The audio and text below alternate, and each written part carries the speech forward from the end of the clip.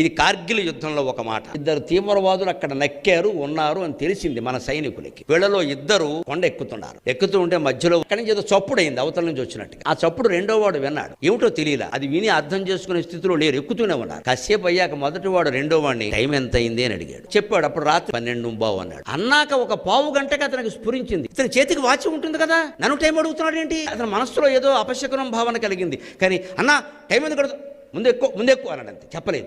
అవతలకి వెళ్ళాక అవతల ఉన్న ముగ్గురు తీవ్రవాదులను మట్టి పెట్టాక విశ్రాంతి తీసుకుందుకు అవకాశం దొరికాక చెప్పేట, ఇందాక టప్మని సౌండ్ వచ్చింది చూసావా, ఒక తుపాకీ గుండు నా చెయ్యిని తాకింది, వాచి ఉన్న చెయ్యి విరిగిపోయింది, ఆ చెయ్యి ఇదిగోని సంచిలోంచి తీసి ఇచ్చాట.